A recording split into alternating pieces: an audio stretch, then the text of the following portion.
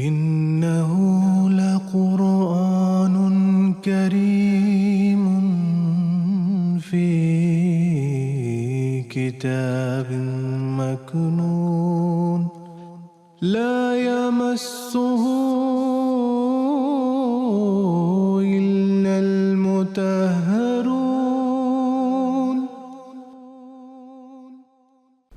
اعوذ باللہ من الشیطان الرجیم بسم اللہ الرحمن الرحیم۔ ناظرین کرام السلام علیکم ورحمۃ اللہ وبرکاتہ۔ ناظرین کرام، تفسیر کبیر سے درس کی سیریز کا ایک اور ایپیسوڈ لے کر ہم آپ کی خدمت میں ایک بار پھر حاضر ہیں۔ حسب سابق اس پروگرام میں میرے ساتھ شریک ہیں محترم مولانا عطا المجیب لون صاحب۔ محترم مولانا صاحب کا اس پروگرام میں خیر مقدم ہے۔ گزشتہ پروگرام میں حضور حضرت مسلم موعود رضی اللہ تعالیٰ عنہ اس بات کو بیان کر رہے تھے کہ قرآن کریم کس طرح مختلف انبیاء پہ جو اتہامات و الزامات لگائے جاتے ہیں کس طرح ان کو صاف کرتا ہے، ان کو پاک کرتا ہے اور ان کو ان اتہامات سے مبرہ کرتا ہے۔ تو حضرت مسیح علیہ السلام کا تذکرہ حضور فرما رہے ہیں۔ تو حضور فرماتے ہیں حضرت مسیح علیہ السلام کے اپنے متبعین نے بھی ایک شدید الزام ان پر لگایا تھا کہ وہ نعوذ باللہ من ذالک صلیب پر مر گئے تھے، حالانکہ صلیبی موت تورات کے مطابق لعنتی موت ہوتی ہے۔ چنانچہ عہد نامہ جدید میں لکھا ہے کہ مسیح جو ہمارے لیے لعنتی بنا، اس نے ہمیں مول لے کر شریعت کی لعنت سے چھڑایا، کیونکہ لکھا ہے کہ جو کوئی لکڑی پر لٹکایا گیا وہ لعنتی ہے۔ قرآن کریم اس الزام کو بھی رد فرماتا ہے۔ چنانچہ حضرت عیسیٰ علیہ السلام کی زبانی فرماتا ہے وَالسَّلَامُ عَلَيَّ يَوْمَ وُلِدتُّ وَيَوْمَ أَمُوتُ وَيَوْمَ أُبْعَثُ حَيًّا۔ سورہ مریم کی آیت ہے۔ یعنی جو لوگ مجھ پر یہ الزام لگاتے ہیں کہ گویا میری پیدائش حرام کاری کے نتیجے میں بھی تھی، یعنی جو مجھ پر یہ الزام لگاتے ہیں کہ میری پیدائش حرام کاری کے نتیجے میں تھی، وہ بھی غلط کہتے ہیں، کیونکہ میری پیدائش پر خدا تعالیٰ کی طرف سے سلامتی نازل ہوئی تھی۔ اور جو لوگ کہیں گے کہ میں صلیب پر لٹکایا جا کر لعنتی موت مروں گا، وہ بھی غلطی کریں گے، کیونکہ میری موت بھی خدا تعالیٰ کی حفاظت میں ہوگی اور لعنت کی موت سے بچایا جاؤں گا۔ اور جو لوگ یہ کہیں گے کہ میں دوسروں کے گناہ اٹھا کر نعوذ باللہ من ذالک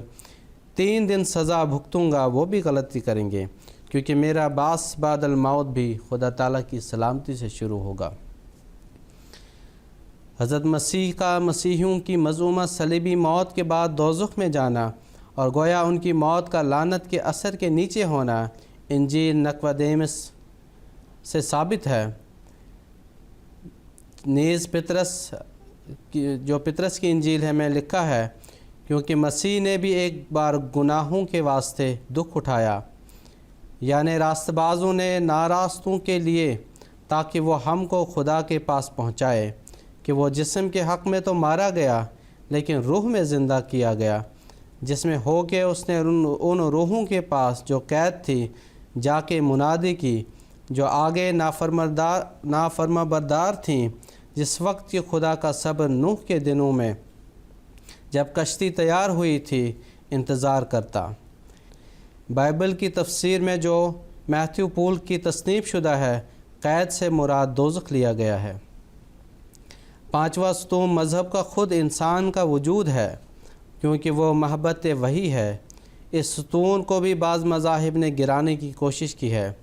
مثلا مسیحی مذہب کہتا ہے کہ انسانی روح آدم علیہ السلام کے گناہ کی وجہ سے گنہگار ہو گئی ہے اور انسان طبعاً میلان گناہ رکھتا ہے۔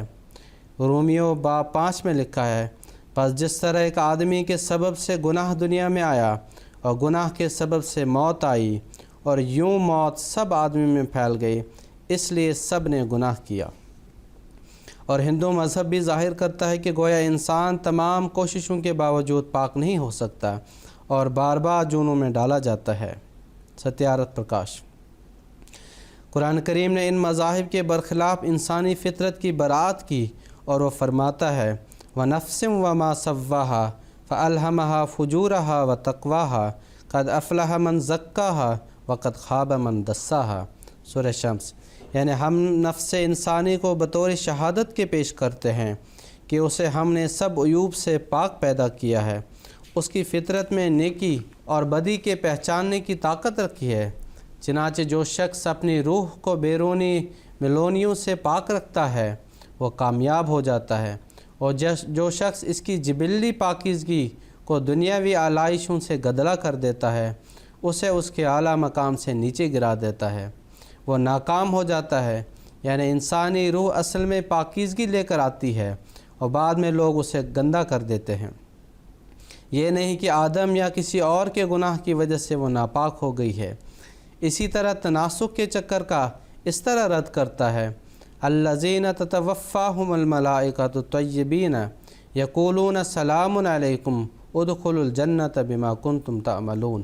سورہ نحل۔ یعنی وہ لوگ جن کی جان فرشتے اس حالت میں نکالتے ہیں کہ وہ پاک ہوتے ہیں، فرشتے ان سے کہتے ہیں خدا تعالیٰ کی طرف سے دائمی سلامتی تم کو ملے گی۔ اسلام کا لفظ جو اسم ہے دائمی سلامتی پر دلالت کرتا ہے۔ جاؤ اور اپنے اعمال کی وجہ سے خدا تعالیٰ کی جنت میں داخل ہو جاؤ۔ اسی طرح فرماتا ہے کہ وَأَمَّا الَّذِينَ سُعِدُوا فَفِي الْجَنَّةِ خَالِدِينَ فِيهَا مَا دَامَتِ السَّمَاوَاتُ وَالْأَرْضُ إِلَّا مَا شَاءَ رَبُّكَ عَطَاءً غَيْرَ مَجْزُوزٍ، سورہ ہود۔ یعنی جو لوگ سعید اور نیک ہوں گے وہ جنت میں جائیں گے، اس میں جنت کے آسمان زمین کے قیام تک اللہ تعالیٰ کی مرضی کے تابع رہتے چلے جائیں گے۔ پھر فرماتا ہے کہ اللہ تعالیٰ نے اپنی مشیت کا فیصلہ کر دیا ہے، اور وہ یہ ہے کہ وہ ان کو کبھی جنت سے نہیں نکالے گا اور ان کو ایسا انعام بخشے گا کہ وہ کبھی بند نہ ہوگا۔ اس آیت سے فطرت انسانی کے اس حق کو بھی جو دائمی نجات کے متعلق ہے اور جس سے آریہ صاحبان نے تناسخ کے عقیدے سے باطل کر دیا تھا، قائم کر دیا گیا ہے۔ آگے حضور رضی اللہ تعالیٰ عنہ نے خلاصہ کے طور پر یہ ساری باتوں کو پھر بیان فرمایا کہ جو بھی تہمت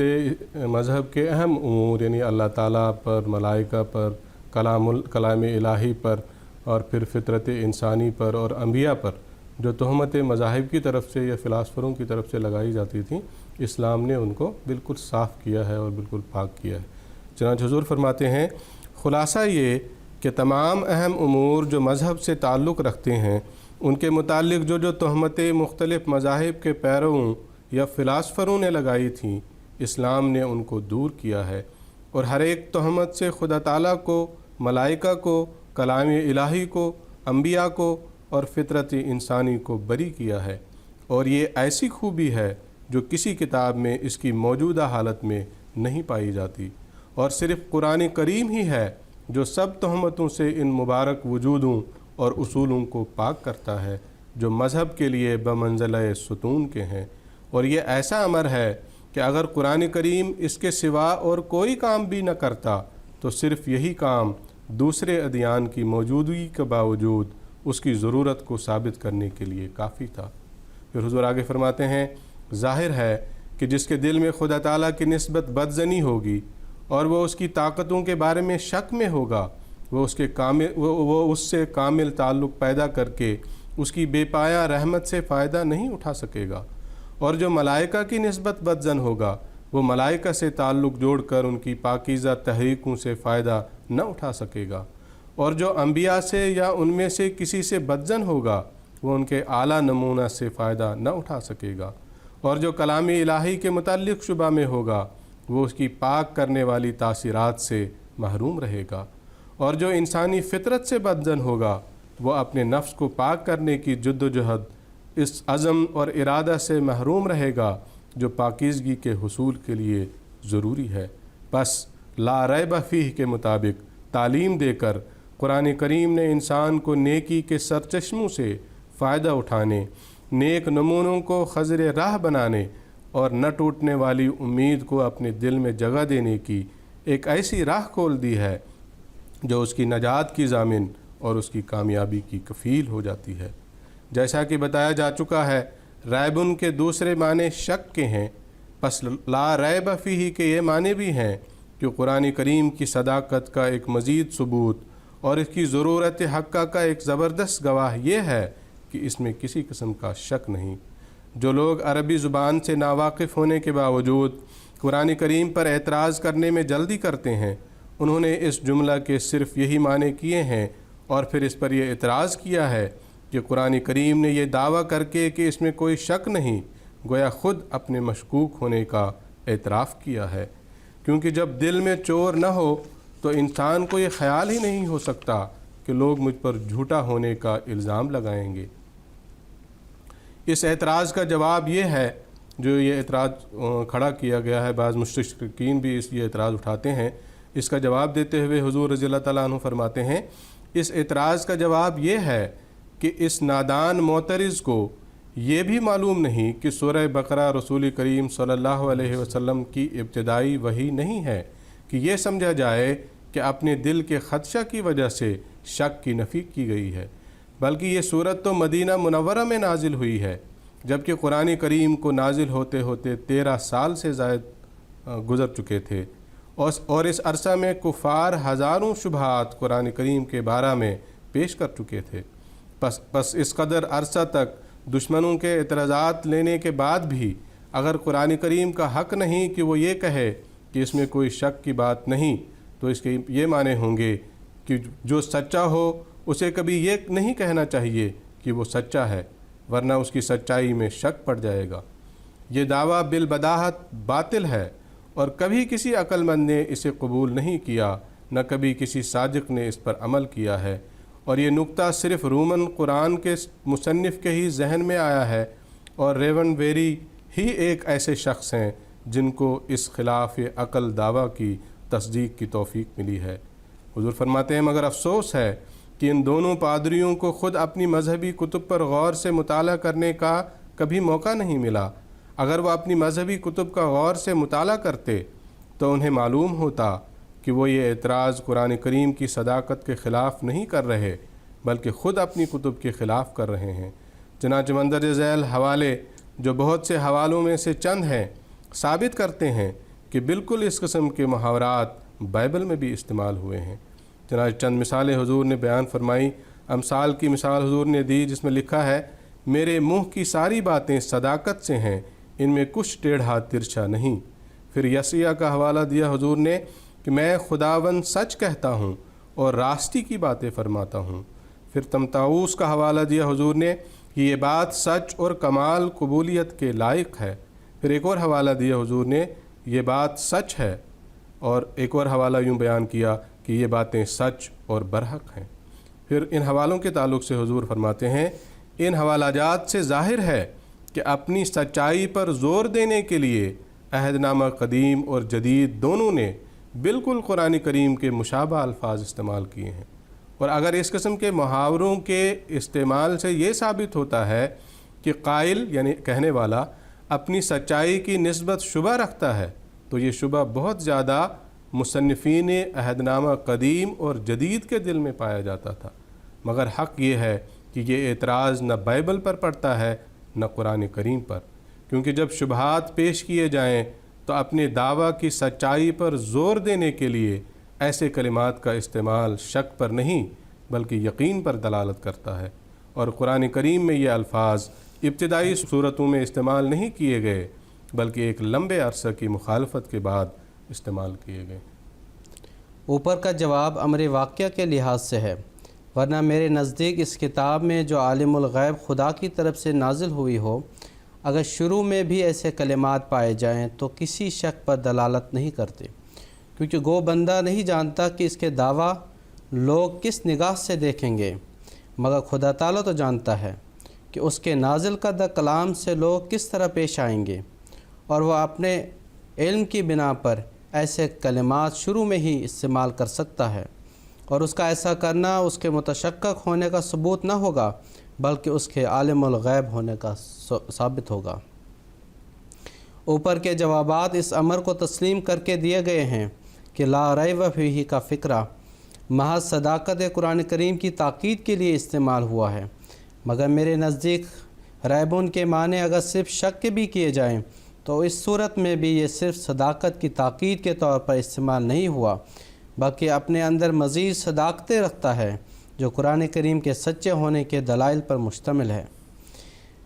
چنانچہ اس میں کوئی شک نہیں کہ ایک معنی تو یہ ہیں کہ یہ کلام ضرور سچا ہے، اور دوسرے معنی اس کے یہ بھی ہیں کہ اس میں کوئی شک کی بات نہیں۔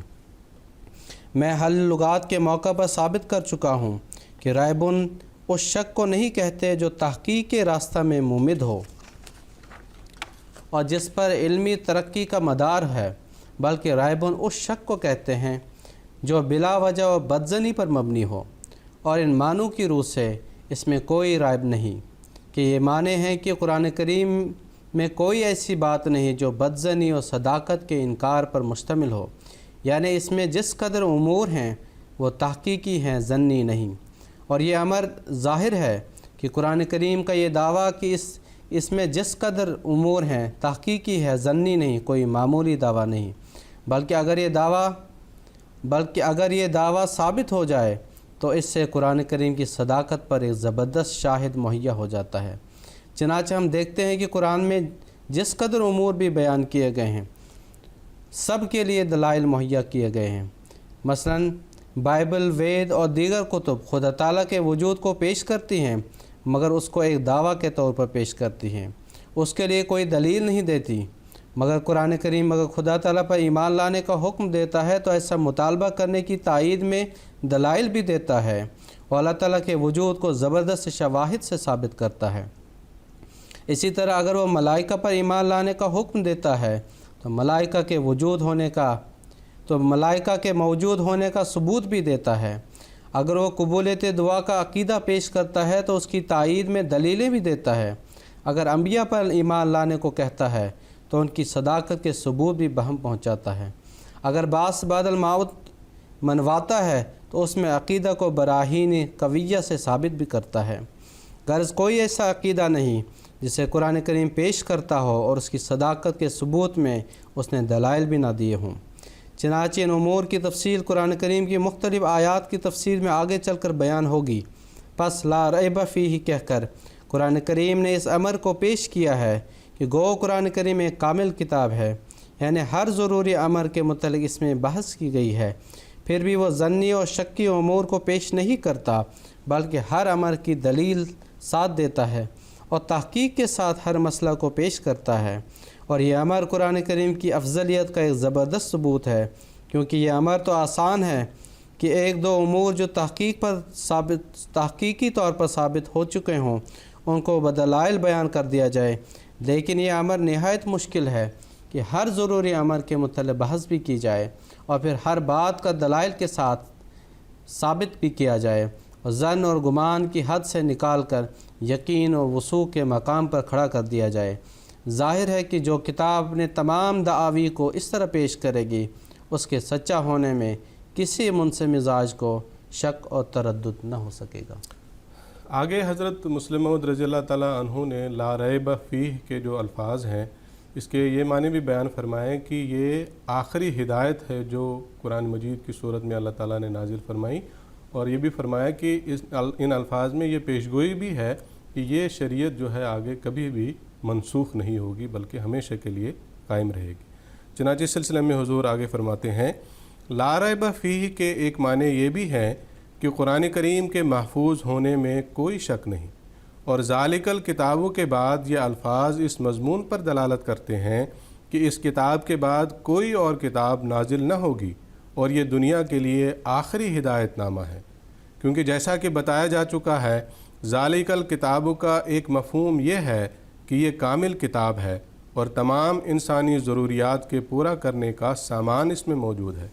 اس قسم کی کتاب کے بعد دوسری کتاب اسی صورت میں نازل ہو سکتی ہے جب وہ محفوظ نہ رہے، کیونکہ نئے قانون کی دو ہی صورت میں ضرورت ہوتی ہے، یا تو اس وقت جب کہ پہلا قانون ناقص ہو اور کسی وقت جا کر لوگوں کی ضروریات کے پورا کرنے سے قاصر ہو جائے، یا پھر اس صورت میں کہ پہلا قانون دنیا سے کلی طور پر یا جزوی طور پر مفقود ہو جائے اور اسے دوبارہ تازہ کرنے کی ضرورت ہو۔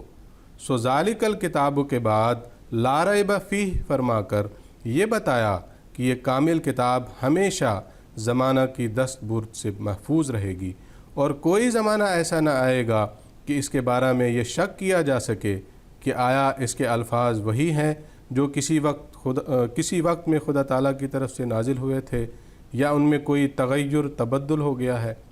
اور چونکہ ایسا زمانہ اس پر کوئی نہ آئے گا یہ کتاب منسوخ نہ ہوگی، اور آئندہ سب زمانوں میں اسی کے مطابق لوگوں کو روحانی زندگی بسر کرنی پڑے گی۔ یہ مفہوم بھی قرآن کریم کی ایک زبردست خوبی پر دلالت کرتا ہے اور آج بھی جبکہ قرآن کریم کے نزول پر 1300 سال سے زائد عرصہ گزر چکا ہے، دوست تو الگ رہے، دشمن بھی اس کے محفوظ ہونے کی شہادت دیتے ہیں، اور قرآن کریم اندرونی اور بیرونی شواہد بھی ایسے رکھتا ہے جو اس کے محفوظ ہونے پر گواہ ہیں۔ چنانچہ سر ولیم میور جیسا شخص بھی اس کے بارے میں گواہی دیتا ہے کہ there is otherwise every security internal and external that we possess that text which Muhammad himself gave forth and used، یعنی ہمارے پاس ہر ایک قسم کی ضمانت موجود ہے، اندرونی شہادت کی بھی اور بیرونی کی بھی، کہ یہ کتاب جو ہمارے پاس ہے وہی ہے جو خود محمد صلی اللہ علیہ وسلم نے دنیا کے سامنے پیش کی تھی اور اس نے استعمال کیا تھا۔ لائف آف محمد۔ قرآن کریم کی یہ فضیلت ایسی ہے جو دوسری کتب کے مقابلہ پر اس کی ضرورت کو روز روشن کی طرح ثابت کر دیتی ہے، کیونکہ جس کلام کے محفوظ ہونے میں شک پڑ جائے اس پر عمل کرنے کے لیے انشراح صدر پیدا نہیں ہوتا، اور مذہب کے لیے کامل انشراح کا ہونا ضروری ہے۔ بے شک قرآن کریم کے وقت میں عہد نامہ قدیم موجود تھا، عہد نامہ جدید موجود تھا، وید موجود تھے، تند اور اس کی شرح اوسطا موجود تھی، مگر ان میں سے ایک کتاب بھی تو نہ تھی جو اس طرح محفوظ ہو جس طرح کی وہ نازل ہوئی تھی۔ تند اوسطا کے متعلق تو خود پارسی بھی مقر ہیں، یعنی اقرار کرتے ہیں کہ اس کے بہت سے حصے ضائع ہو چکے ہیں، اور موجودہ تند ایسی نامکمل صورت میں ہے کہ اس کے غیر محفوظ ہونے میں کوئی شک ہی نہیں ہو سکتا۔ چنانچہ encyclopaedia of religion and ethics میں لکھا ہے کہ شاہ استاسپ نے جو زرتشت مذہب کا سرپرست تھا، اوسطا کے 2 نسخے سنہری حروف میں لکھوا کر استخرا اور سمرقند میں رکھوائے ہوئے تھے، لیکن 330 قبل مسیح سکندر کے حملہ کے دوران میں وہ دونوں نسخے تباہ کر دیے گئے، اور اسکندر اعظم کی طاقت و تاراج نے زرتشتی مذہب کی طاقت کو توڑ دیا، اور ان 5 صدیوں میں اس کے بعد ان 5 صدیوں کے بعد جو اس کے بعد آئیں،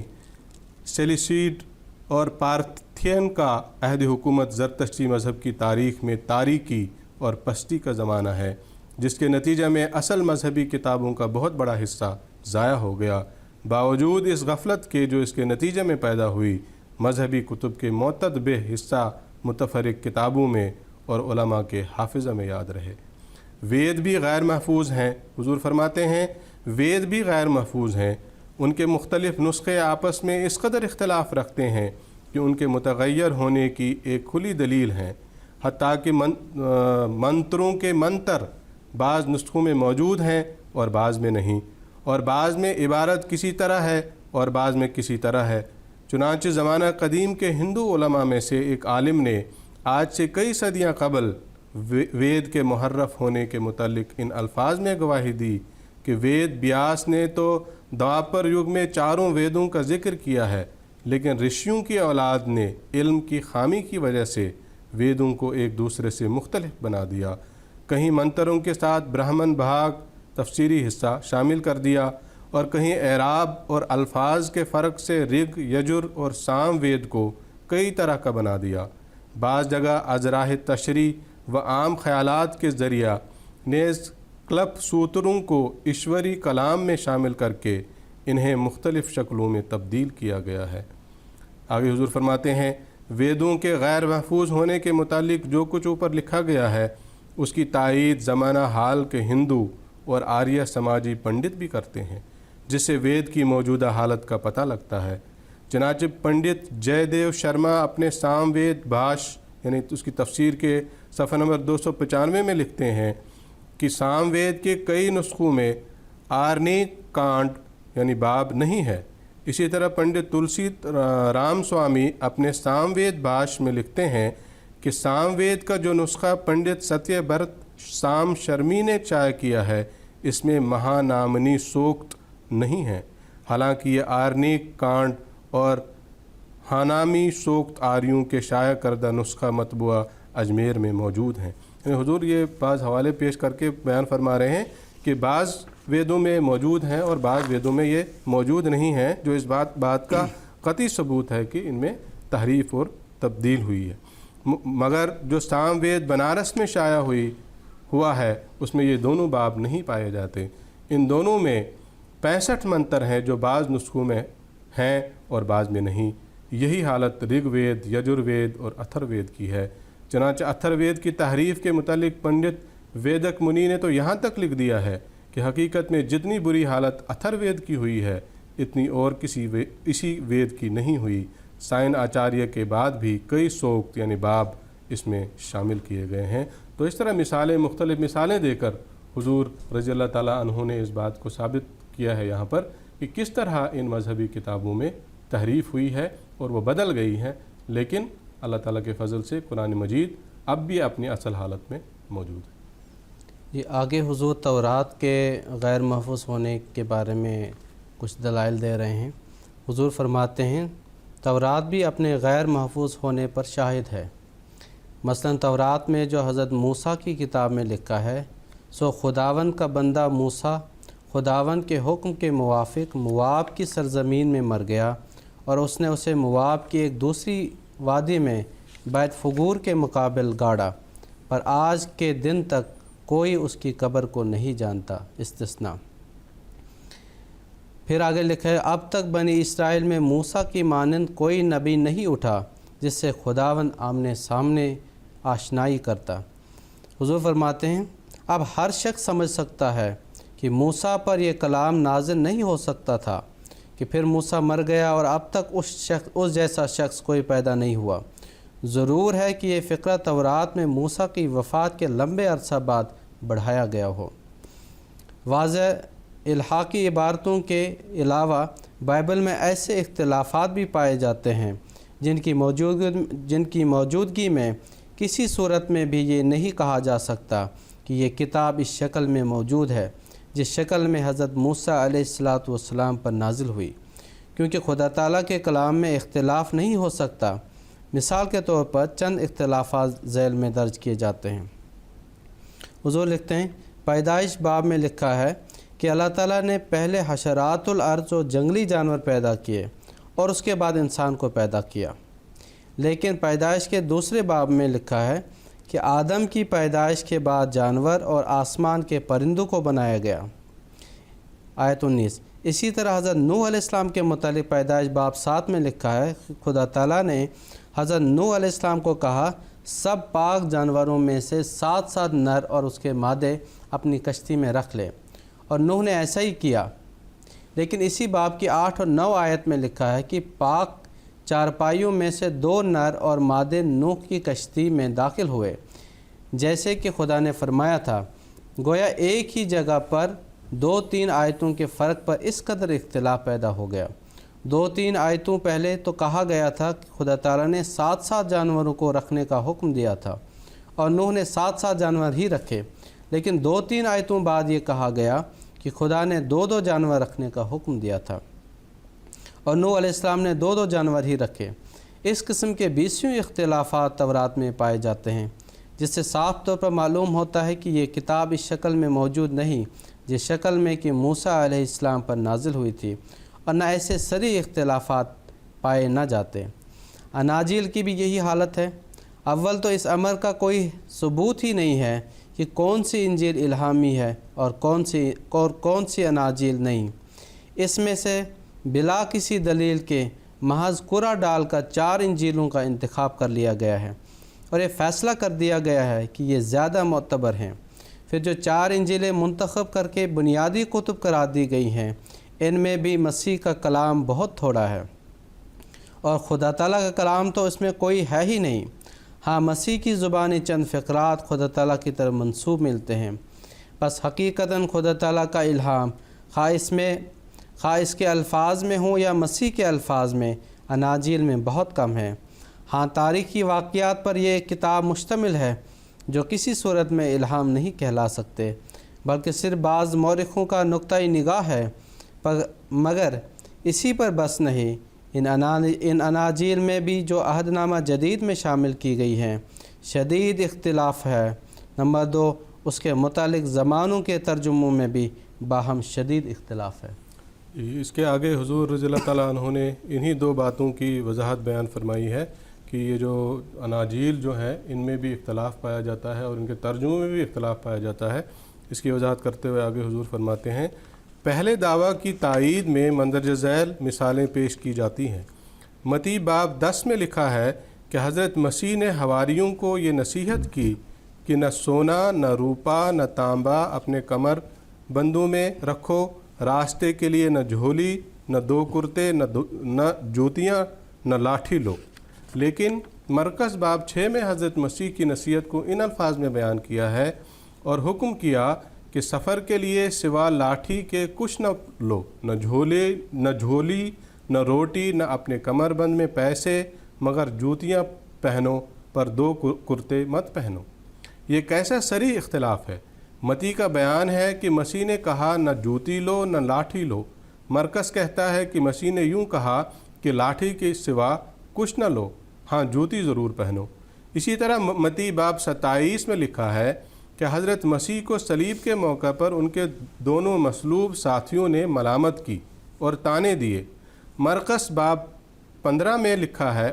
15 میں بھی اس کی تائید ہے، لیکن لوقا باب 23 میں لکھا ہے کہ ان چوروں میں سے اس کے ساتھ صلیب دیے گئے ایک نے اسے طعنہ دیا، لیکن دوسرے نے نہ صرف یہ کہ طعنہ نہیں دیا بلکہ طعنہ دینے والے کو ملامت کی۔ چنانچہ لکھا ہے کہ ان 2 صلیب والوں میں سے ایک چور نے مسیح سے کہا کہ اگر تو مسیح ہے تو آپ کو اور ہم کو بچا۔ دوسرے نے اسے ملامت کر کے جواب دیا، کیا تو بھی خدا سے نہیں ڈرتا جس حال کی اسی سزا میں گرفتار رہے؟ پھر آگے لکھا ہے، اور اس نے یسوع سے کہا، اے خداوند، جب تو اپنی بادشاہت میں آوے مجھے یاد کیجیو۔ اس پر یسوع نے اسے کہا کہ میں تجھ سے سچ کہتا ہوں کہ آج تو میرے ساتھ بہشت میں ہوگا۔ اسی طرح مرقس باب 15 میں لکھا ہے کہ مسیح کو صلیب تیسرے گھنٹے میں دی گئی، لیکن یوحنا باب 19 میں لکھا ہے کہ 6 گھڑی تک ابھی مسیح پیلاطوس کی کچہری میں موجود تھا۔ اسی طرح متی باب 27 میں لکھا ہے کہ یہودا اسکریوتی جس نے مسیح علیہ السلام کو پکڑوایا تھا، اس نے پھانسی کے ذریعے خودکشی کر لی، لیکن اعمال باب 11 میں لکھا ہے کہ وہ اوندے منہ گر گیا، اس کا پیٹ پھٹ گیا اور اس کی ساری انتڑیاں نکل گئیں۔ اسی طرح حضرت مسیح علیہ السلام کو صلیب دیے جانے کے دوسرے دن کے متعلق اناجیل میں عجیب و غریب اختلاف پایا جاتا ہے۔ یوحنا باب 20 میں لکھا ہے کہ ہفتہ کے پہلے دن یعنی اتوار کو مریم مگدلینی قبر پر آئی، لیکن متی باب 28 میں لکھا ہے کہ سبت کے بعد یعنی اتوار کے دن پاؤں پھٹنے کے بعد مریم مگدلینی اور دوسری مریم اس کی قبر کو دیکھنے آئیں، یعنی قبر پر آنے والی 2 عورتیں تھیں۔ مرقس باب 16 میں اس سے بھی اختلاف کیا گیا ہے اور بتایا گیا ہے کہ اتوار کے دن مریم مگدلینی، یعقوب کی ماں مریم اور سلومی یعنی 3 عورتیں قبر پر آئیں، لیکن لوقا باب 24 میں کہا گیا ہے کہ مریم مگدلینی اور یوحنا اور مریم یعقوب کی ماں اور عورتیں ساتھ تھیں اور یہ سب مل کر قبر پر گئیں۔ گویا ہر ایک انجیل دوسری انجیل کے مخالف بیان دے رہی ہے۔ یوحنا ایک عورت کا جانا بیان کرتا ہے، متی 2 عورتوں کا جانا بیان کرتا ہے، مرقس 3 عورتوں کا جانا بیان کرتا ہے اور لوقا 3 سے زیادہ عورتوں کا جانا بیان کرتا ہے۔ اب یہ کیوں کر تسلیم کیا جا سکتا ہے کہ یہ سب کلام خدا تعالیٰ کا ہے؟ یہ اور اسی قسم کے بہت سے اختلافات اناجیل میں پائے جاتے ہیں جو ثابت کرتے ہیں کہ موجودہ اناجیل شک و شبہ سے خالی نہیں۔ انجیل کے ان بعض اندرونی اختلافات کو بیان کرنے کے بعد حضور نے انجیل کے اندر جو تحریف ہوئی ہے ان کی چند مثالیں حضور پیش کر رہے ہیں۔ حضور فرماتے ہیں، دوسرے دعویٰ کی تائید میں مندرجہ ذیل مثالیں پیش کی جاتی ہیں۔ متی باب 17 میں ایک آیت نمبر 21 یوں ہوا کرتی تھی، مگر اس طرح کے دیو بغیر دعا اور روزہ کے نہیں نکالے جاتے۔ 1930 کے پہلے کی تمام اناجیل میں یہ آیت پائی جاتی تھی، مگر 1930 اور اس کے بعد کی اناجیل میں سے یہ آیت ہی نکال دی گئی ہے۔ حضور فرماتے ہیں، اور اس کے بعد کی اناجیل میں سے یہ آیت ہی نکال دی گئی ہے۔ متی باب 19 آیت 17 کے الفاظ پہلے اناجیل میں یوں ہوا کرتے تھے، تو کیوں مجھے نیک کہتا ہے؟ لیکن 1930 کی اناجیل میں اس فقرہ کو بدل کر یوں کر دیا گیا، تو مجھ سے نیکی کی بابت کیوں پوچھتا ہے؟ متی باب 23 میں ایک آیت 14 ہوا کرتی تھی جس کے الفاظ یوں تھے: اے ریاکار فقیہو و فریسو، تم پر افسوس کی بیواؤں کے گھر نگل جاتے ہو اور مکر سے لمبی نمازیں پڑھتے ہو، اور اس سبب سے تم زیادہ تر سزا پاؤ گے۔ 1930 کے نسخوں میں سے یہ آیت بالکل نکال دی گئی ہے۔ متی باب 27 میں ایک آیت 35 ہوتی تھی جس کے الفاظ یہ تھے: تاکہ جو نبی نے کہا تھا پورا ہو کہ انہوں نے میرے لباس آپس میں بانٹ لیے اور میرے لباس پر چٹھی ڈالی۔ مگر یہ آیت 1930 کے نسخوں میں موجود نہیں۔ یوحنا باب 5 میں ایک آیت 4 ہوتی تھی جس کے الفاظ یہ تھے: کیونکہ ایک فرشتہ بعض وقت اس حوض میں اتر کر اس کے پانی کو ہلاتا تھا، اور پانی کے ہلنے کے بعد جو کوئی کہ پہلے اس میں اترتا کسی بیماری میں گرفتار ہو، اس سے چنگا ہو جاتا تھا۔ یہ آیت 1930 اور بعد کی اناجیل میں سے بالکل نکال دی گئی ہے۔ یوحنا باب 7 آیت 35 سے باب 8 آیت تک نسخہ مطبوعہ مرزا پور میں موجود ہے، مگر نسخہ بحروف رومن اردو کے حاشیہ میں لکھا ہے کہ 7ویں باب کی 53 آیت سے لے کر 8ویں باب کی 11ویں آیت تک کی عبارت اکثر قلمی نسخوں میں نہیں پائی جاتی۔ عیسائی علماء کا اپنا اقرار ہے کہ بعض آیتیں جو اناجیل میں درج تھیں وہ در حقیقت اناجیل کا حصہ نہیں تھی، اور پرانے نسخوں کا آپس میں اختلاف کی بعض آیتیں بعض میں پائی جاتی ہیں اور بعض میں نہیں۔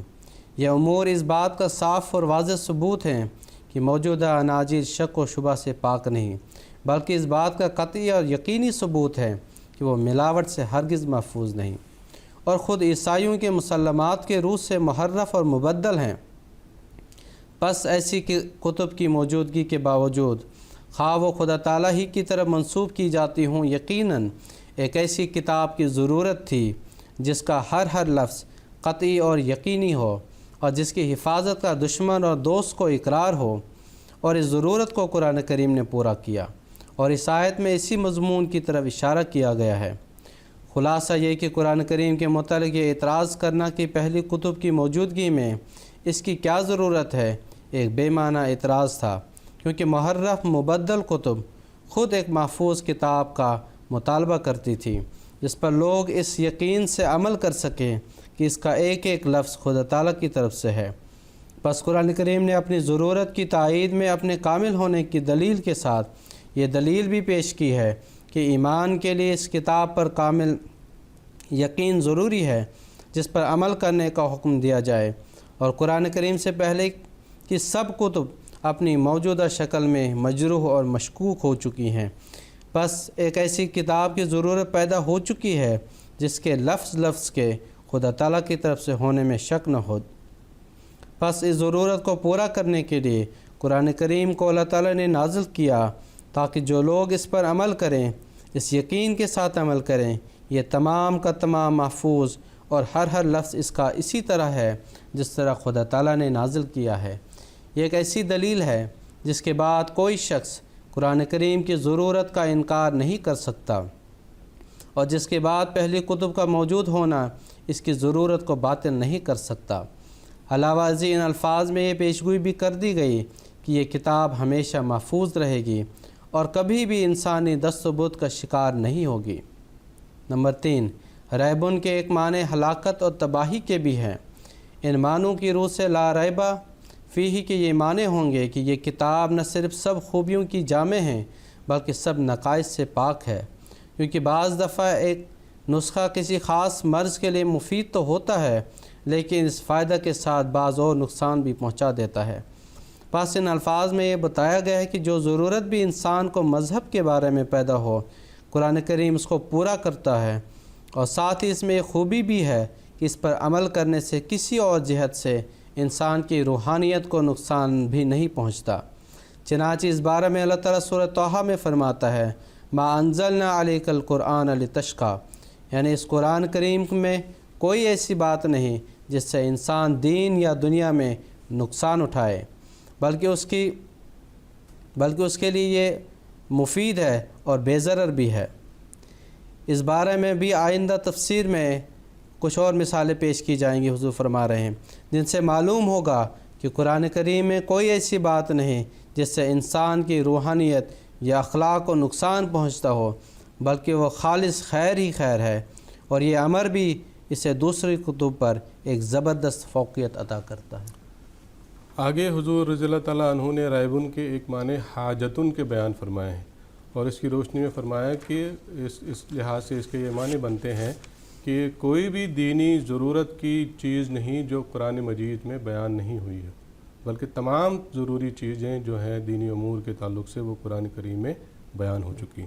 چنانچہ حضور فرماتے ہیں اس سلسلے میں چوتھے معنی بیان کرتے ہوئے رائبن کے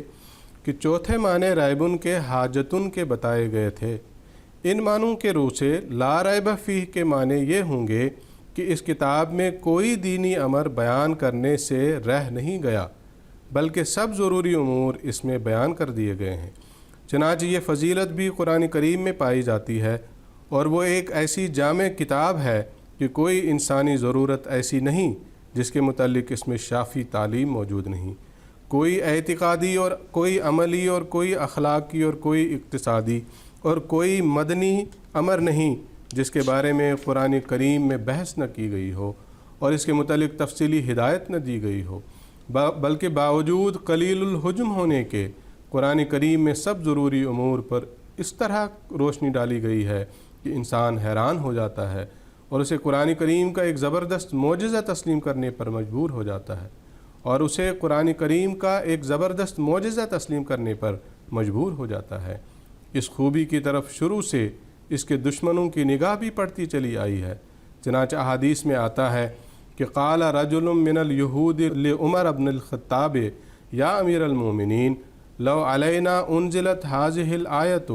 الیوم اکملت لکم دینکم واتممت علیکم نعمتی ورضیت لکم الاسلام دینا لاتخذناہ ذلک اليوم عیدا فقال عمر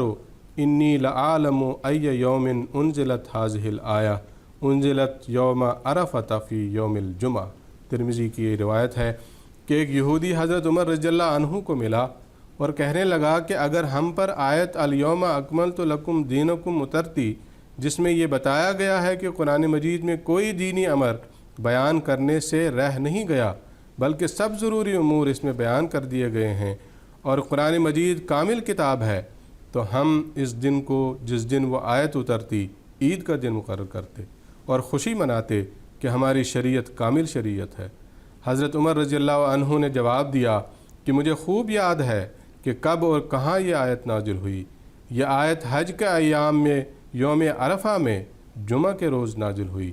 گویا تم تو ایک دن عید مناتے لیکن ہمارے لیے یہ دو عیدیں تھیں، ایک جمعہ کا دن اور دوسرا یوم عرفہ۔ اسی طرح ایک روایت میں ہے کہ حضرت ابن عباس رضی اللہ عنہ نے آیت الیوم اکملت لکم دینکم پڑھی اور پاس ہی ایک یہودی کھڑا تھا، اس نے ان سے کہا کہ اگر یہ آیت ہم پر اترتی تو ہم اس روز عید مناتے۔ حضرت ابن عباس رضی اللہ عنہ نے جواب دیا کہ یہ آیت نازل ہی ایسے ایام میں ہوئی جب کہ دو عیدیں جمع تھیں۔ یہ بھی ترمذی کی روایت ہے۔ اس کے بعد حضور خلاصہ کلام بیان کرتے ہوئے فرماتے ہیں، خلاصہ کلام یہ کہ لا ریب فیہ میں صرف اس امر کی تاکید نہیں کی گئی کہ یہ کلام سچا ہے اور اس میں کوئی شک نہیں، بلکہ ریب کے معنوں پر نظر کرتے ہوئے اس میں یہ بھی بتایا گیا ہے کہ نمبر ایک، اس میں کسی صداقت کا انکار نہیں ہے بلکہ سب صداقتوں کا اقرار کیا گیا ہے اور مذہب کے سب ضروری امور پر سے تہمتوں اور بدگمانیوں کو دور کیا گیا ہے۔ نمبر دو، اس میں کوئی ظنی اور شکی بات نہیں بلکہ ہر بات دلیل سے بیان کی گئی ہے۔ نمبر تین، یہ کلام محفوظ اور یقینی ہے اور ہمیشہ محفوظ رہے گا۔ نمبر چار، اس میں کوئی ایسا امر نہیں جو انسان کے لیے تکلیف اور تباہی کا موجب ہو۔ اور نمبر پانچ، اس میں سب ضروری امور بیان کر دیے گئے ہیں اور کوئی ایسا مذہبی، اخلاقی، تمدنی، اقتصادی، سیاسی وغیرہ مسئلہ نہیں جس کے بارے میں اس میں مکمل تعلیم نہ دی گئی ہو۔ اس طرح سے آخر میں غیب ان کے تمام معنوں کا خلاصہ حضور رضی اللہ تعالیٰ عنہ نے بیان کیا ہے۔ جزاکم اللہ تعالیٰ احسن الجزا۔ ناظرین کرام، اس کے ساتھ ہی ہمارے پروگرام کا وقت ختم ہوا۔ سیریز کا اگلا پروگرام لے کر ہم آپ کی خدمت میں ایک بار پھر حاضر ہوں گے۔ جب تک کے لیے دیجیے اجازت۔ السلام علیکم ورحمۃ اللہ وبرکاتہ۔